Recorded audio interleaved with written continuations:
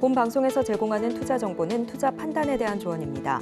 방송에서 제공하는 주식의 가치, 가격 상승 및 하락에 대해서는 방송사에서 보장하지 않습니다.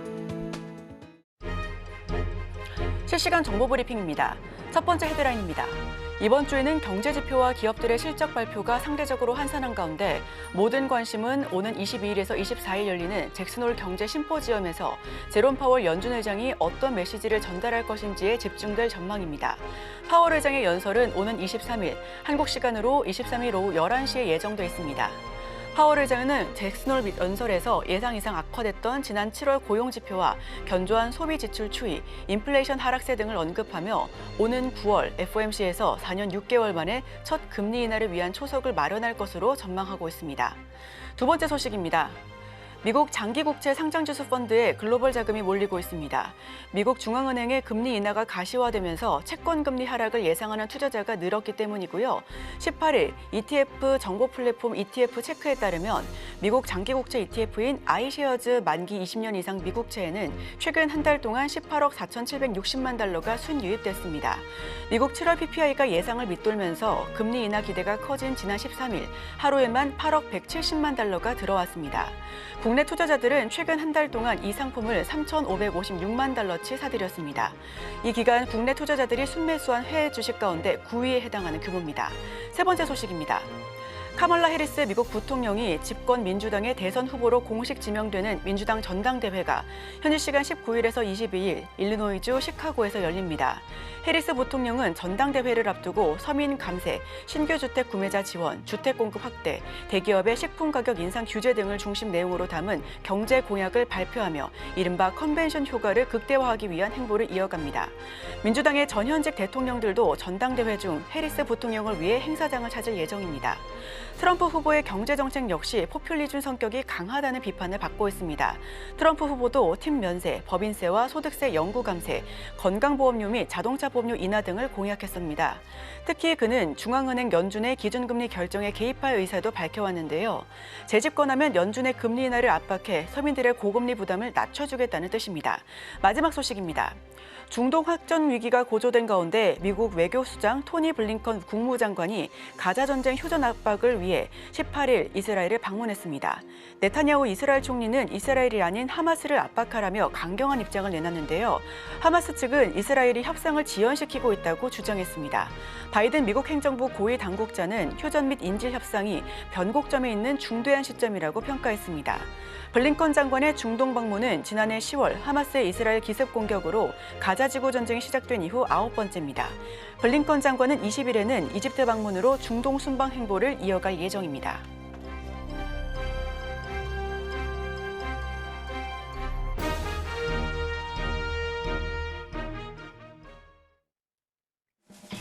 여러분의 성공 투자를 응원합니다. 안녕하세요. 증시7 진행의 이소연입니다.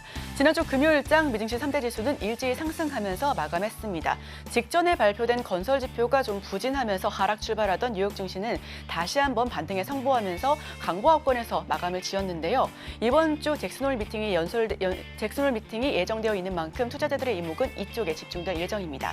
저희와 함께 하시면서 이번 주 투자 전략 꼼꼼하게 채워가시길 바랍니다. 월요일의 증시7 지금 바로 출발합니다.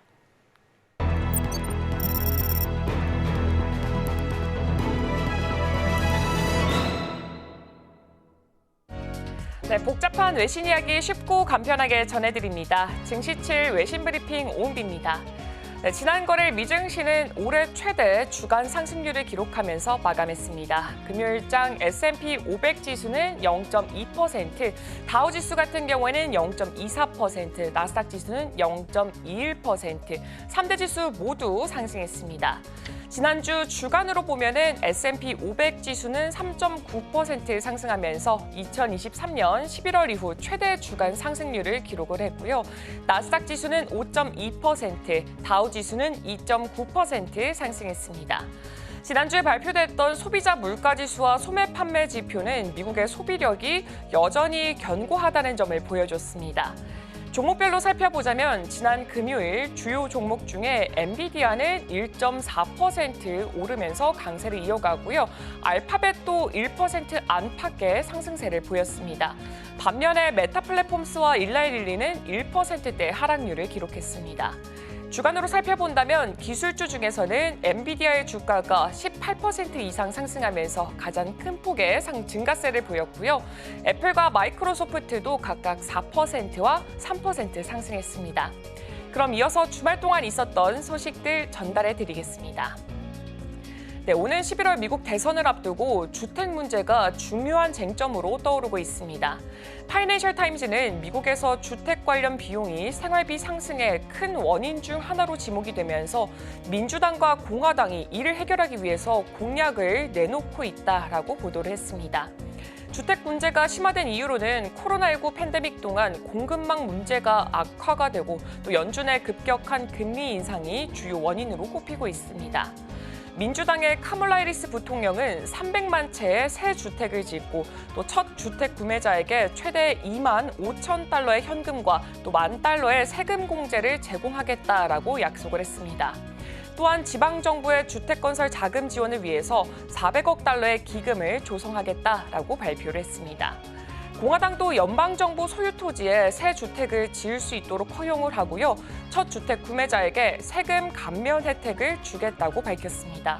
하지만 전문가들은 여전히 주택 공급 부족 문제가 쉽게 해결되지 않을 것으로 보고 있습니다. 다음 소식입니다. 유럽연합통계청 유로스타트는 현지 시간 16일 유로존의 지난 6월 무역 수지가 223억 유로 흑자를 기록했다고 발표했습니다. 이는 전년도 같은 달에 180억 유로보다 43억 유로 증가한 수치입니다. 또한 직전 달인 5월에 140억 유로와 비교를 했을 때도 83억 유로가 늘어났습니다. 한편 6월에 유로존의 수출액은 2,367억 유로로 지난해 같은 기간에 2,525억 유로에 비해서 6.3% 감소했습니다. 수입액은 전년 동기 2,345억 유로에서 8.6% 줄어든 2,143억 유로를 기록을 했습니다. 다음 소식입니다. 지난달 중국의 청년 실업률이 17.1%에 이르렀다는 보도가 나왔습니다. 이는 6월에 13.2%에서 3.9%포인트 상승한 것으로 지난해 12월 중국 국가통계국이 통계 방식 변경 이후 기록한 최고치입니다. 지난해 6월에 청년 실업률이 21.3%로 급등을 하자 중국은 갑작스럽게 통계 발표를 중단했었습니다. 이후 재학생을 제외한 새로운 청년 실업률을 같은 해 12월부터 발표하기 시작했고요. 이 수치는 14% 수준을 유지해왔습니다. 또한 중국 국가통계국이 발표한 도시 실업률은 6월에 5%에서 7월 5.2%로 소폭 증가했습니다. 다음 소식입니다. 골드만삭스가 미국 경기 침체 위험을 하향 조정했습니다. 블룸버그 통신에 따르면 골드만삭스의 이코노미스트들은 현지 시간 17일 고객들에게 보낸 보고서에서 내년에 미국의 경기 침체 가능성을 기존의 25%에서 20%로 낮췄다고 전했습니다. 이코노미스트들은 9월 6일 발표될 8월의 고용 보고서가 긍정적인 결과를 보이면 경기 침체 확률을 1년 동안 유지했던 15% 수준으로 다시 내릴 것이다라고 언급을 했습니다. 골드만삭스는 이달 초 고용 시장의 악화를 우려해서 경기 침체 확률을 15%에서 25%로 올린 바가 있고요. 그 전에는 1년간 15%를 유지해 왔었습니다. 또한 이들은 연준이 9월에 기준금리를 25베이시스 포인트 인하할 가능성이 더욱 높아졌고 고용보고서 결과에 따라서 금리 인하폭이 50베이시스 포인트까지 확대할 수 있다고 전망했습니다. 네, 구글이 글을 입력하면 자동으로 이미지를 생성하는 새로운 인공지능 도구 이마젠3를 출시했습니다. 이 도구는 사용자가 원하는 이미지를 글로 설명하면 그에 맞는 이미지를 자동으로 만들어줍니다.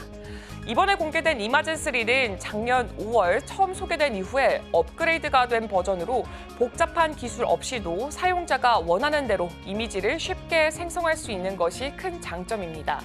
또한 이미지 오남용을 막기 위해서 안전장치도 마련이 되어 있고요.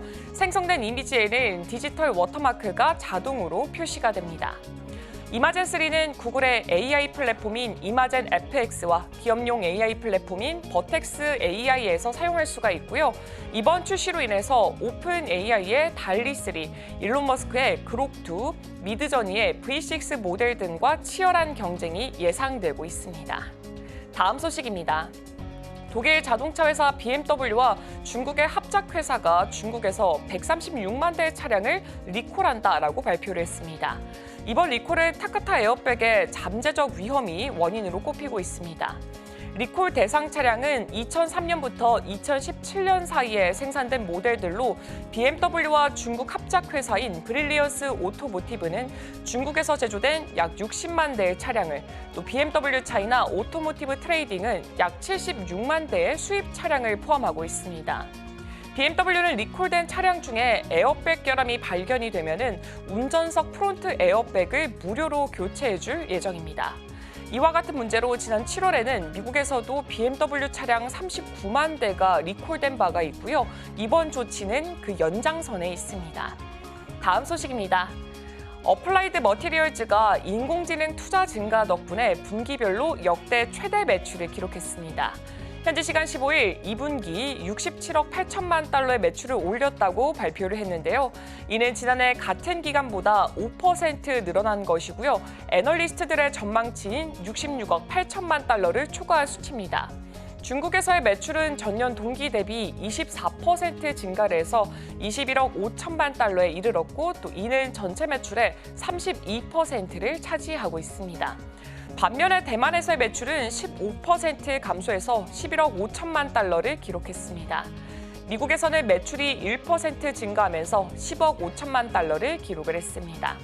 어플라이드 머티리얼즈 측은 다음 분기에는 69억 3천만 달러의 매출을 기대하고 있고요. 주당 순이익도 2.18달러로 예상하고 있습니다. 이 모든 수치는 시장의 예상보다 높은 수준입니다. 네, 다음 소식입니다. 텍사스 인스트루먼트가 미국 정부로부터 최대 16억 달러의 자금을 받아서 새로운 공장을 세운다고 합니다. 이 자금은 텍사스에 2개, 유타에 1개 공장을 짓는 데 사용될 예정입니다. 회사는 2029년까지 이 프로젝트에 180억 달러 이상을 투자할 계획이고요. 이로 인해서 2,000개의 새로운 일자리가 생길 것으로 기대하고 있습니다. 또한 미국 재무부로부터 60억에서 80억 달러 정도의 세금 혜택과 또 1,000만 달러의 인력 개발 자금도 받을 것으로 예상하고 있습니다. 이 모든 지원은 2022년에 제정된 칩스법 덕분인데요. 이 법은 총 527억 달러의 보조금을 통해서 미국의 반도체 산업을 강화하고 또 대만에 대한 의존도를 줄이려는 목표를 가지고 있습니다. 다음 소식입니다. 현지 시간 18일 로이터 통신에 따르면 중국 최대 전기차 제조업체 비아디가 파키스탄의 첫 전기차 생산 공장을 설립하기로 했다고 보도했습니다.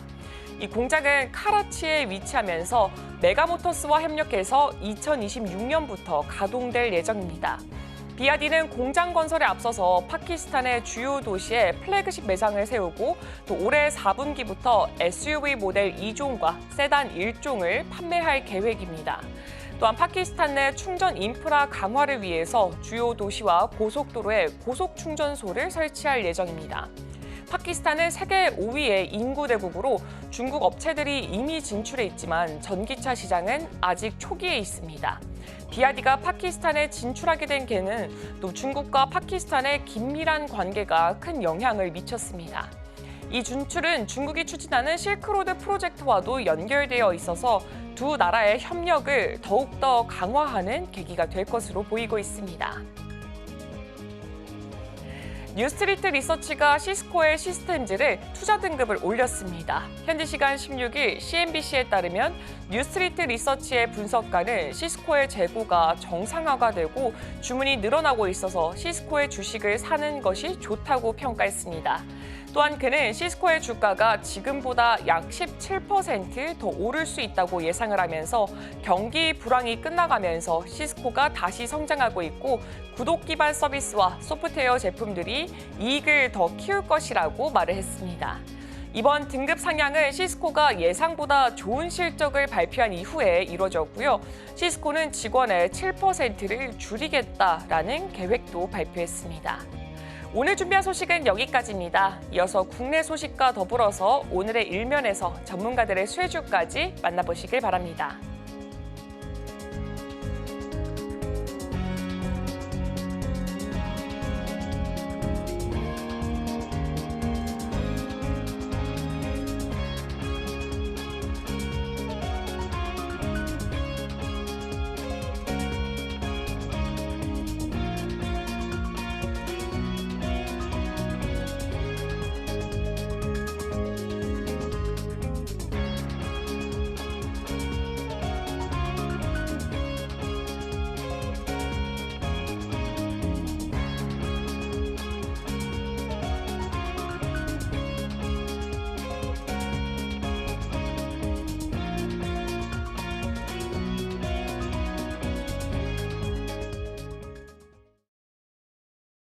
네, 서울경제TV 증시 7 조간 브리핑 시간입니다. 서울경제 신문에서 발행한 이슈 전해드리는데요. 첫 번째 소식부터 하나하나 짚어보겠습니다. 화면 살펴보시죠. 영업이익 17배, 주가 2.6배 차이, 매수 청구권도 부담. 첫 번째 소식 바로 전해드립니다.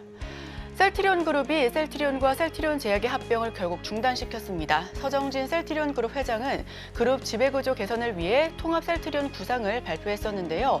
1단계로는 올해 1월 셀트리온과 셀트리온 헬스케어의 합병을 완료했고 2단계로 통합 셀트리온과 셀트리온 제약과의 합병을 추진했었습니다. 하지만 결국 주주들의 거센 반대와 재무적인 위협, 시너지 등을 명분으로 잠정 중단한 상태입니다. 셀트리온은 향후 셀트리온 제약이 시장에서 가치를 인정받을 수 있는 시점에 합병을 재추진하겠다라는 입장을 밝혔습니다. 셀트리온의 주주 설문조사 결과 합병 찬성 의견은 8.7%, 반대 의견은 36.2%, 기권은 55.1%로 집계가 됐습니다. 찬반 다수 의견의 대주주 지분을 합산한다라는 원칙을 적용하면 반대 비율이 70%까지 넘게 치솟는데요. 반대 의견을 낸 주주들의 58%는 현재 양사 합병 비율이 만족스럽지 않다. 특히나 21%는 자회사로 합병 사실이익이 부족하다라고 지적하고 있습니다. 셀트리온 제약의 가치가 고평가되어 있고 이에 따라 합병 비율을 산정하면 셀트리온 주주들이 손해를 본다라는 게 반대의 주된 이유였습니다. 이처럼 압도적인 반대 의견은 향후 셀트리온 주주들의 주식 매수 청구권 행사 과정에서 대규모 자금 부담으로 이어질 수가 있고요. 주식 매수 청구권은 합병에 반대하는 주주가 회사 측에 자신의 보유 주식을 정당한 가격으로 사줄 것을 청구하는 권리를 의미합니다.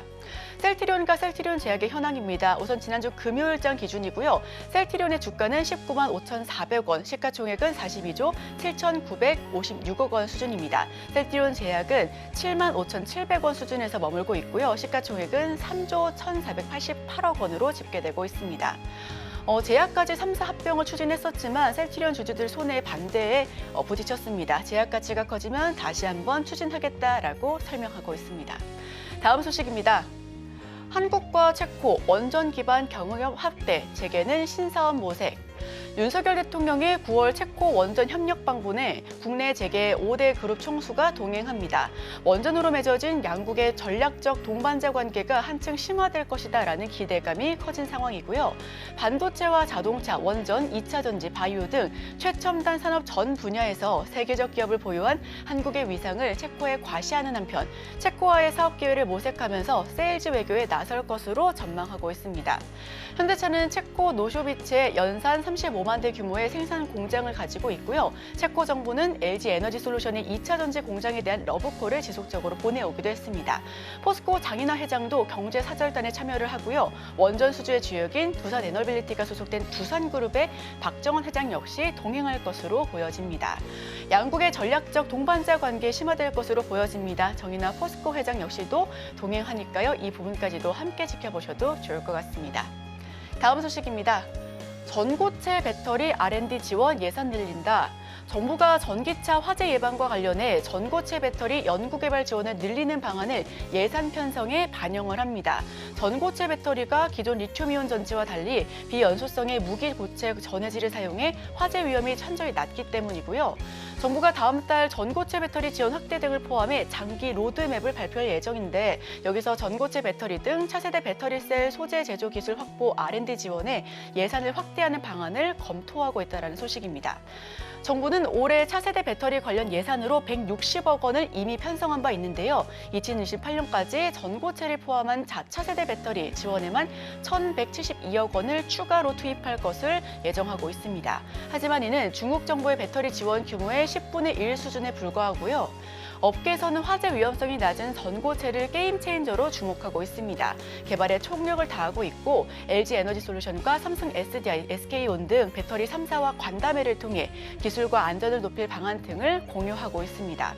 화재 그리고 폭발 위험이 낮은 장점을 부각시켜 정부는 내달 상용화 등 대책을 발표할 것으로 보여집니다. 다음 소식입니다. 공포 완화에 살아난 반도체주 삼전 4%, 하이닉스 7% 껑충. 네, 삼성전자와 SK하이닉스 주가가 큰 폭으로 지난주 금요일장 상승 마감했습니다. 미국 소매 판매 지표가 시장 기대치를 넘어서면서 경기 침체 우려가 일부 완화됐고 뉴욕 증시의 반도체 종목이 상승하면서 그 훈풍을 이어받은 것으로 풀이가 되고 있는데요. 지난주 금요일장 삼성전자는 3.89%, SK하이닉스는 6.96%로 큰 폭의 상승률을 보이면서 종가 형성했습니다.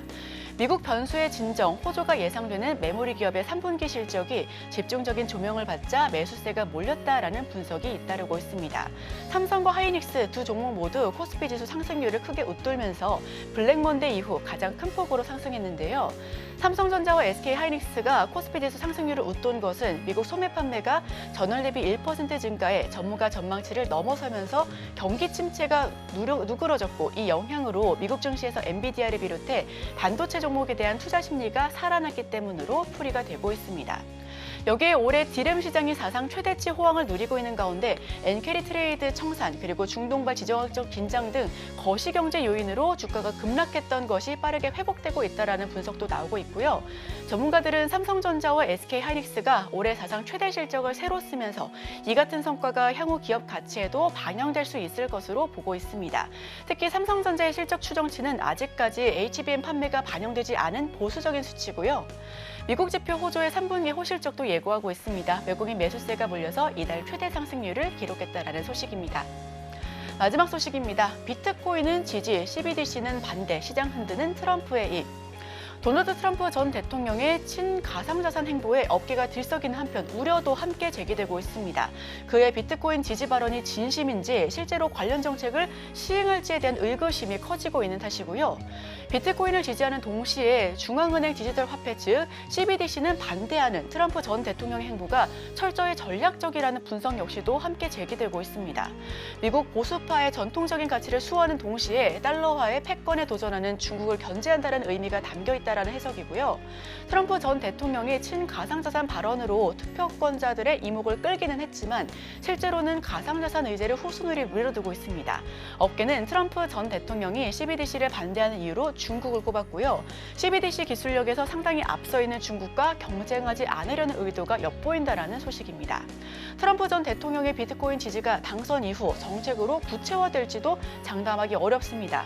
업계에서는 당선 이후 그가 약속을 지키지 않을 가능성에 우려감 역시 표명하고 있는데요. 직전에 비트코인은 0.9% 상승하면서 59,000불에서 거래가 되고 있습니다. 7만 불까지 치솟았던 그 전과는 좀 사뭇 다른 모습인데요. 이더리움과 바이낸스 코인 역시도 전반적으로 박스권 내 움직임을 보여주고 있습니다. 탈중앙화 자산 비트코인의 힘을 싣고는 있지만 계속해서 이 대립각을 세우고 있는데요. 머스크와 대담에서는 관련 언급을 전무하기 때문에 투자자들이 이 부분과 관련해서도 함께 살펴보시면 더욱더 좋을 것 같습니다. 네, 오늘 제가 준비한 소식은 여기까지입니다. 계속해서 오늘의 일면을 통해 전문가와 수혜주까지 찾아보도록 하겠습니다. 저희와 끝까지 함께 하시죠.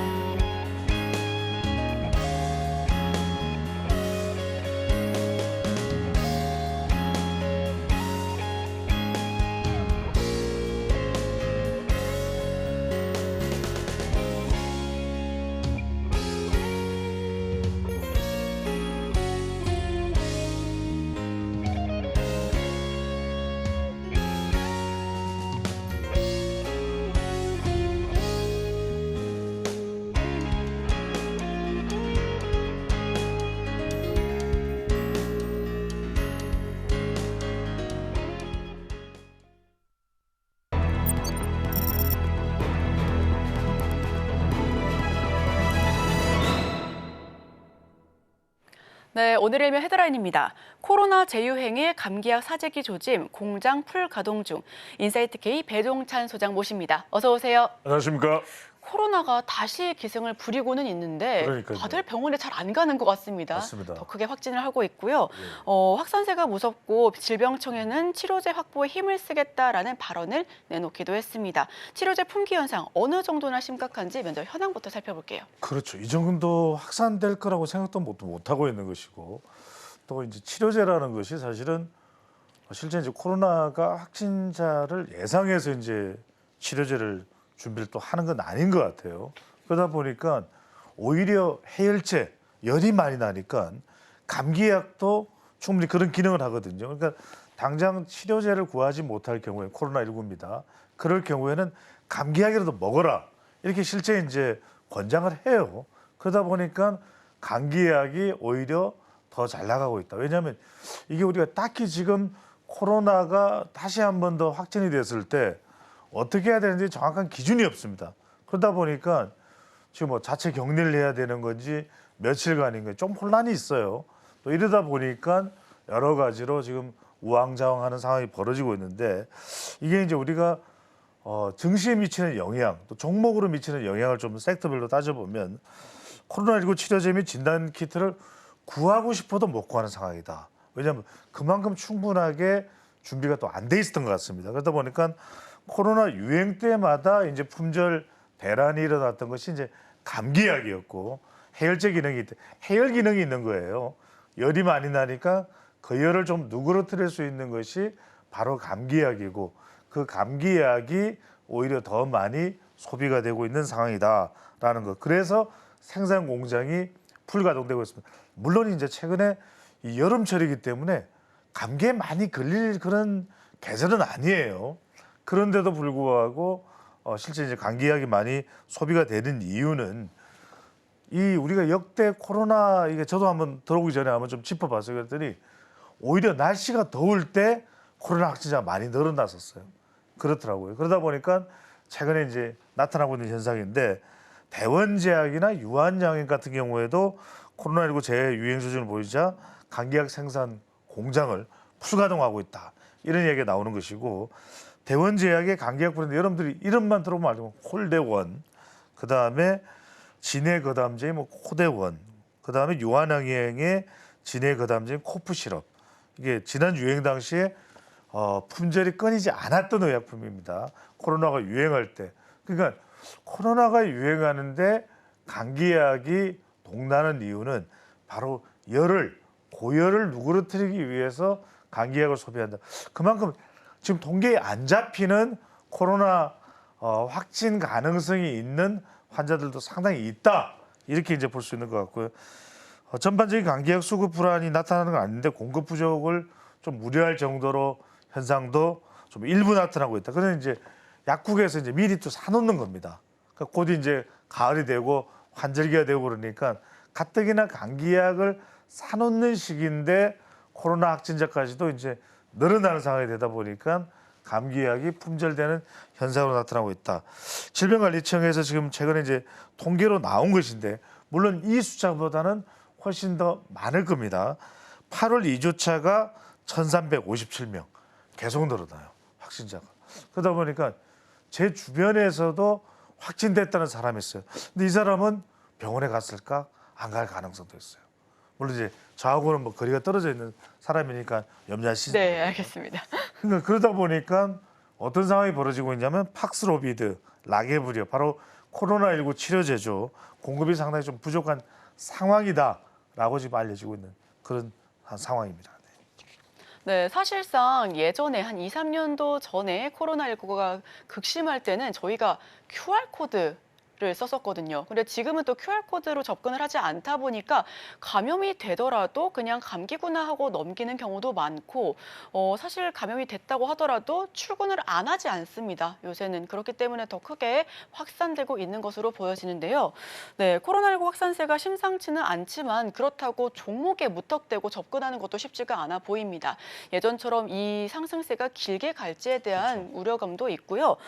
이 부분도 함께 좀 짚어보고 싶은데, 가운데 음압병동 그리고 진단키트, 코로나19 화이자, 모더나 등등등 지난주 금요일장에서도 상승세를 크게 보여줬습니다. 어떻게 보실까요? 일단은 지금 바이오 제약 쪽에 관심이 모아지고 있습니다. 왜냐하면 꼭 코로나19만은 아닌 것 같아요. 왜냐하면 추가적인 우리가 예상하지 못하는 그런 감염 바이러스가 또 나타날 수도 있고 우리 뭐 예상할 수가 없죠.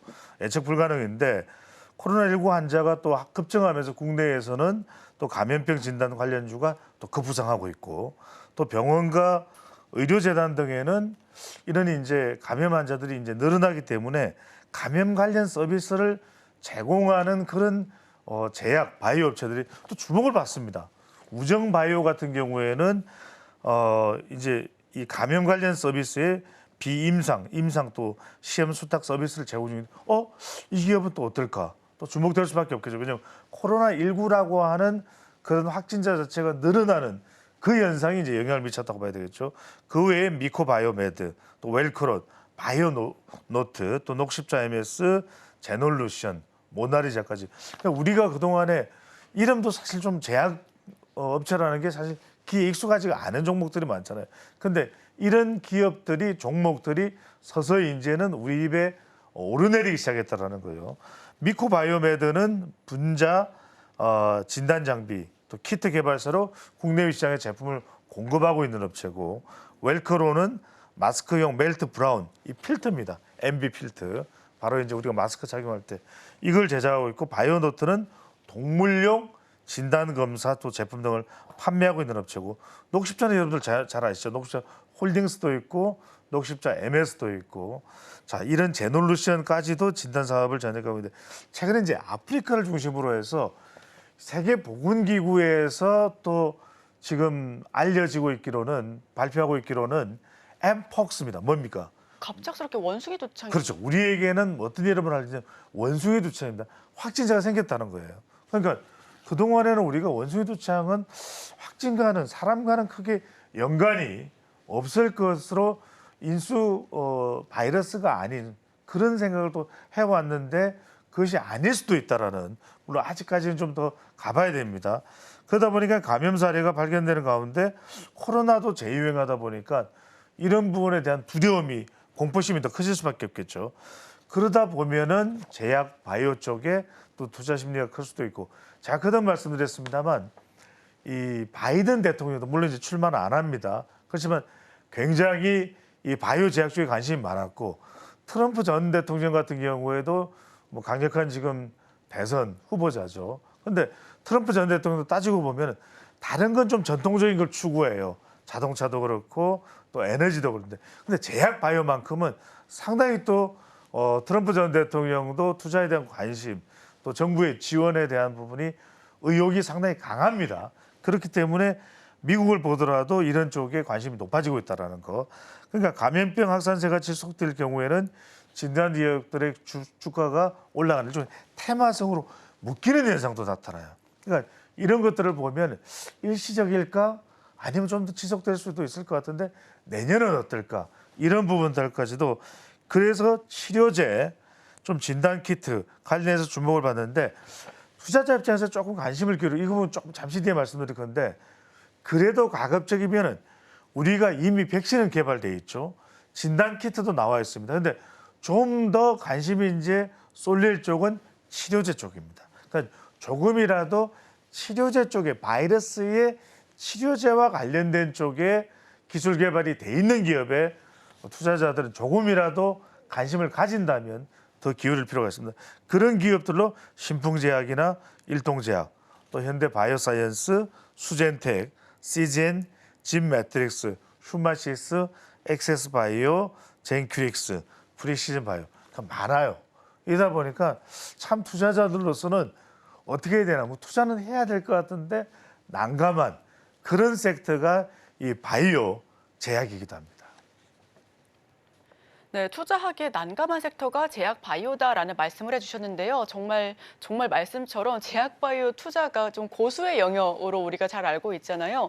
게다가 최근 들어서는 기술 수출에 대한 기대감 혹은 뭐 CDMO 이런 부분에 좀 초점을 맞춰가지고 투자를 했다면 이제는 코로나 확산에 힘입어서 치료제 쪽 한번 눈여겨봐도 좋을 것 같다라는 이야기를 나누고 보고 있습니다. 자, 그렇다면 관련주 접근에 대한 유의점 한번 들어보고 싶은데요. 그렇습니다. 자, 옥색을 가리는 방법 먼저 이것부터 빨리 설명드리고 제가 주의할 점 말씀드리면 먼저 개인은 참 이게 가리기가 힘들어요. 전문가들도 기업을 방문하고 이런 가지 우리가 부동산 임장하듯이 기업을 직접 가본 사람들도 참 난감한 경우들이 많습니다. 그렇다면 여러분들이 일단은 규모가 있는 기업, 이름이 좀 많이 알려져 있는 제약 바이오 쪽에 일단 기준점을 둬라.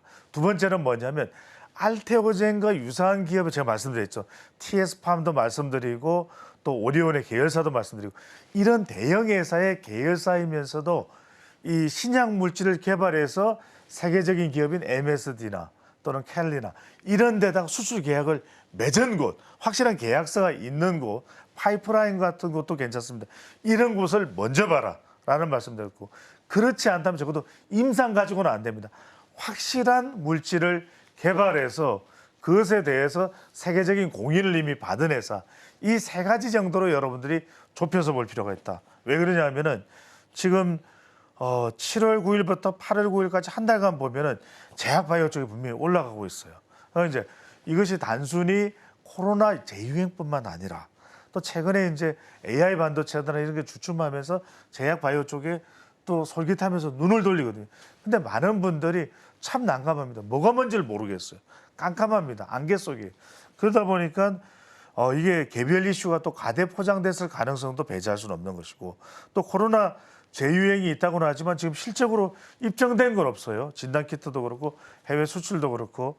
그러니까 여러분들이 이게 뭐 코로나 자가키트 판매량이 늘고 있다. 그래? 그럼 진단키트에서 빨리 사야 돼. 이건 아니라는 겁니다. 여러분들이 굉장히 신중할 필요가 있습니다. 그래서 제약 바이오 업종이 대표적인 성장 산업군이고 그건 분명합니다. 그럼에도 불구하고 좀 멀리 내다보는 투자가 이루어져야 된다. 그래서 단순히 지금 여러분들이 그냥 선뜻 이렇게 내켜서 이렇게 투자를 하는 그런 안개 속 투자, 깜깜이 투자를 해서는 안 된다는 말씀드리고 또 하나가 여러분들이 아는 기업 중에서 PCL 기억나실 거예요. 어떠냐? 코로나 당시에 461억 원 2021년인데 올해 1분기는 5억 원이에요, 매출이. 그러니까 상당히 이렇게 여러분들이 투자를 그냥 뭣도 모르고 했다가 타격받을 수가 있다는 거. 최근에 보령 바이오 파마 인수도 무산이 됐죠. 그러니까 이런 분들을 잘 따져본다면 제가 말씀드린 대로 가급적이면 큰 기업, 그다음에 MSD나 이런 세계적인 기업의 계약서 체결돼 있는, 그다음에 파이프라인도 뭔가 특장점이 있는 기업, 그다음에 그게 아니더라도 신약 물질에 대해서 단순한 임상 말고요. 이게 전 세계적으로 인정을 받은 그런 정도의 업체 정도는 기준점에 놓아둬라라는 말씀드리겠습니다. 네, 개별 이슈에 과대 포장을 주의하라 하면서 멀리 내다보는 투자를 하셨으면 좋겠다라는 의견까지도 들어봤습니다. 여기에 더해서 추격 매수보다는 근거 있는 투자를 하시면 좋겠다라는 이야기까지 덧붙여 보는데요. 자, 그럼 마지막 질문 드려보겠습니다. 코로나19 재유행 속에 놓치기 아쉬운 제약바이오 종목 어떤 게 있을까요? 네, 여러분들 섹터 쪽으로 하여튼 봐주시는 게 이거는 이제 참고로 해서 제가 말씀드렸는데 먼저 차트가 나오면 차트부터 바로 보여드리고 싶은데 녹십자입니다. 자, 한참 올라갈 때는 50만이 넘어요. 꽤 올라갔네요. 그렇죠. 그런데 거의 에베레스트한 정상에서 거의 바닥으로 내려온 모습이죠. 지금은 이제 뭐 14만 9,600원인데 그래도 여러분들이 한번 이렇게 참고를 해둘 만한 기업. 그래도 녹십자 그러면 규모가 있는 기업이고 기존에 우리가 뭐 한미약품, 뭐 일동제약, 유한한약이 워낙 알려져 있는 기업들이니까 그래도 녹십자가 지금 뭐 매출이 전반적으로 썩 좋지는 않습니다. 그 말씀을 먼저 드리면서 하지만 그럼에도 불구하고 자회사인 이 녹십자 MS는 원숭이 두창 이 관련된 이 바이러스에 대한 개발에 대한 기대감도 있고요. 그다음에 엠폭스와 유사한 바이러스에 대한 연구 경험도 보유하고 있기 때문에 어떤 바이러스가 새로 감염 바이러스가 나왔을 때 그것에 대한 백신이든 치료제를 좀 빨리 신속하게 개발할 수 있는 회사가 녹십자다. 그리고 새로운 이익을 창출할 수 있는 곳을 돌파하기 위한 노력들을 하고 있어요. 그러니까 가령 베트남 쪽에 페니카 그룹하고 결합을 해서 유전자 암 전문 종합진단 판독 기관도 설립할 예정으로 있고, 또 홍콩에 있던 이 녹십자의 지분을 중국의 화륜제약 그룹의 자회사인 CR 보아바이오에 매각하는, 그러니까 뭔가 조금 돌파구를 만들어가는 측면에서는 이 녹십자의 노력이 가상하다. 다른 기업에 비하면 그래도 워낙 기반 자체가 있는 기업이거든요. 이런 기업들을 여러분들이 제약 바이오 쪽에서 조금 포트폴리오에 참고를 해두시면 좋겠다는 말씀을 드리고 싶고, 또 하나 제가 말씀드리는 게 확실한 기술력을 가지고 있는 기업, 바로 바이오노트입니다. 한번 보여드릴게요. 그러니까 이 기업은 생긴 지는 오래 안 됐고, 처음에 조금 기대감을 가지다가 특별한 손에 쥐는 게 없으니까 내려왔다가 조금씩 이제 기술력을 인정받는 것이거든요. 그러니까 확실한 뭔가가 작은 제약 바이오 신생 기업이지만 있는 경우 확실하게 있어야 됩니다. 임상 과정만 안 된다는 말씀 드렸어요. 그러니까 이 기업은 어떤 기업이냐? 질병관리청과 함께 공동 협업을 했어요. 그래서 엠폭스 검사 키트 국책 과제를 수행을 했던 거. 그러니까 질병관리청과 함께 했다라는 것. 그다음에 대량 생산에 돌입할 수 있는 영업력, 또 생산력도 가지고 있다라는 거. 그래서 신속 진단 키트, 이거는 이제 아까 말씀드렸습니다만 엠폭스와 관련된 부분도 가지고 있어요. 우리가 언제 확산된다고 할지라도 그 부분에 대한 대응이 되어 있는 기업이겠죠. 그러니까 지금 세계보건기구 아까도 말씀드렸습니다만 원숭이 두창이 그렇게 위협적이지 않을 것이다 판단을 했지만, 지금 유럽에서 확진 사례가 나오고 있기 때문에 또 어떻게 될지 모릅니다. 그러니까 이런 부분에 대해서 신생 기업이지만 기술력과 생산력을 가지고 있는 이런 기업들을 주로 여러분들이 계속 선별해야 됩니다. 어려워요. 제약바이오. 저도 어렵습니다. 그렇기 때문에 여러분들이 오랜 시간 만졌다가 놨다가 만졌다가 하면서 옥석 가리기를 여러 번 해봐야 겨우 간신히 하나 정도를 건져내는 것이 이 부분이기 때문에 신중하면서도 너무 위축되지는 말라는 말씀도 참고로 전달드리겠습니다. 네, 신중하되 너무 위축되지는 말자라는 이야기와 함께 코로나19 재유행 속에 놓치면 아쉬운 제약바이오 종목 녹십자와 바이오노트 살펴봤습니다. 지금까지 인사이트K 배종찬 소장과 함께했습니다. 오늘 말씀 고맙습니다. 감사합니다.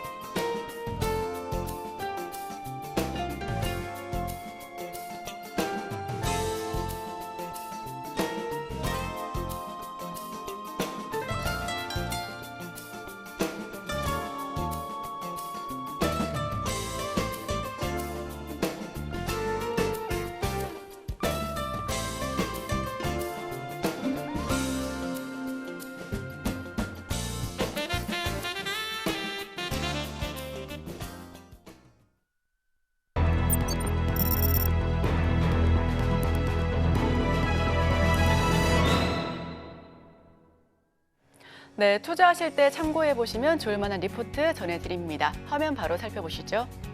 금리 인하 시대 조선업 IM증권의 리포트 전달드립니다. 2분기 호실적 이후 미국발 경기 침체 우려, 이제는 실적보다는 매크로에 관심을 둘 때라는 헤드라인인데요. 국내 조선사가 발표한 2분기 호실적의 여운이 채 가시기도 전에 8월 초 미국발 경기 침체 우려에 조선업 또한 정말 다이나믹한 한 주를 보냈습니다. 8월 2일부터 8월 5일 부정적인 지표가 연이어서 발표가 되면서 가장 큰 낙폭을 기록한 8월 5일에는 조선 3사 주가가 평균 11%나 넘게 하락하기도 했는데요. 이후 예상보다 양호한 신규 실업 수당 청구 건수 등의 긍정 지표에 시장은 다소 진정이 되었고 낙폭을 어느 정도는 회복하기도 했습니다. 하지만 여전히 현재 조선 3사의 주가는 급락 직전인 8월 1일 주가보다는 평균 6% 정도 하락한 상태인데요. 이러한 이벤트들은 조선사 실적에 집중하고 있었던 시장의 눈을 다시금 경기와 수주 시황으로 쏠리게 하고 있습니다. 조선사의 2분기 정직한 호실적에 시장은 크게 화답하면서 그간 쌓아둔 수주 잔고에 대한 신뢰를 다지기도 했었는데요. 이제 2분기가 마무리된 상황에서 아직은 이른 감이 있지만 3분기 실적은 다소 느긋하게 지켜볼 수 있을 것으로 보여집니다. 3분기 조선 조업 일수가 최대 16%는 감소할 예정입니다. 우선 조선사 여름 휴가 일주일, 추석 연휴 일주일이 껴 있고요. 최대 14일간 좀 휴가 기간이기 때문에 조업 일수는 좀 줄어들 것으로 보여지지만 2분기만큼의 상승폭을 이 때문에 기대하기는 조금은 어려울 수도 있습니다. 다만 후반가 협상의 영향으로 오피는 생각보다 좀 선방할 수 있을 것으로 예상을 하고요. 여기서 주식 오피는 주식시장에서 주문이 가능한 상태를 의미하고 있습니다.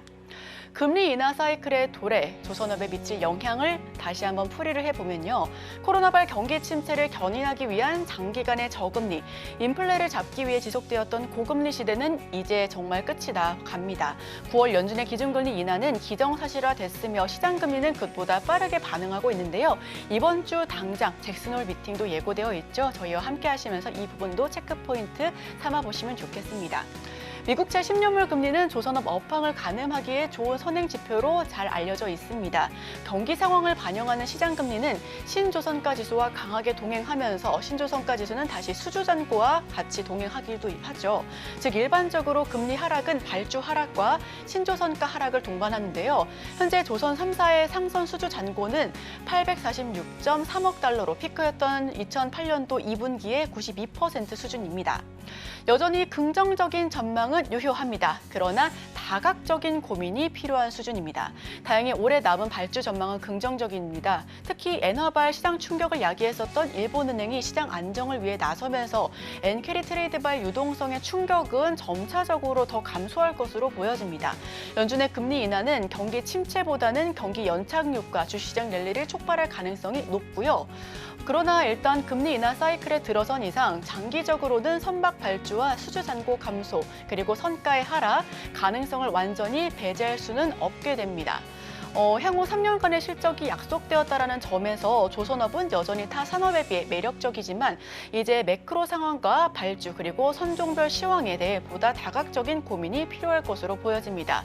우선 중동 전쟁 아직까지는 계속해서 이어져 가고 있습니다. 특히나 해운 쪽에서도 이 부분을 예의주시하고 있는데요. 여기에 더해서 조선업황과 관련 주들의 움직임까지도 함께 체크포인트로 삼아보셔도 좋겠습니다. 초호황기를 보여줬었던 2008년도와 거의 비슷한 수준의 상승 흐름을 보여주고 있습니다. 작년 말부터 계속해서 조선업은 사이클에 진입했다라는 이야기가 나올 정도로 상승 흐름을 크게 보여주고 있고요. 여기에 더해서 조선과 조선기자재 함께 상승 흐름을 강하게 보여주고 있습니다.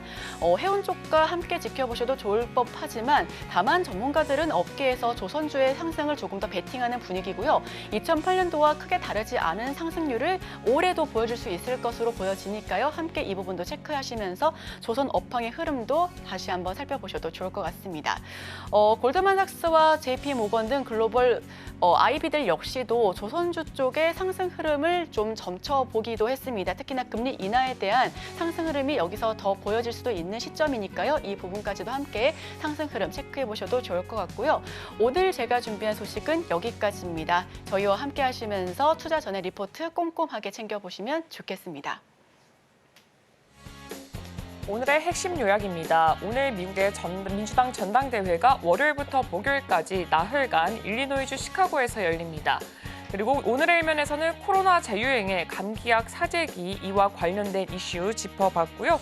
그다음에 오늘의 일면 특징주로는 녹십자, 바이오노트 제시했습니다. 투자하실 때 참고해보시길 바랍니다.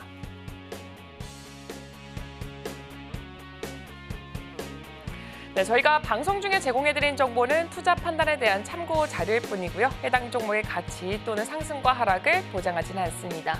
잠시 후 증시 8 서울경제TV 개장 방송이 이어집니다. 더 다양한 인사이트 가져가실 수가 있으니까요. 끝까지 함께 하시길 바랍니다. 오늘 저희가 준비한 소식은 여기까지입니다. 저희는 내일 이 시간에 또 찾아뵙도록 하겠습니다. 함께 해주신 여러분 오늘도 고맙습니다.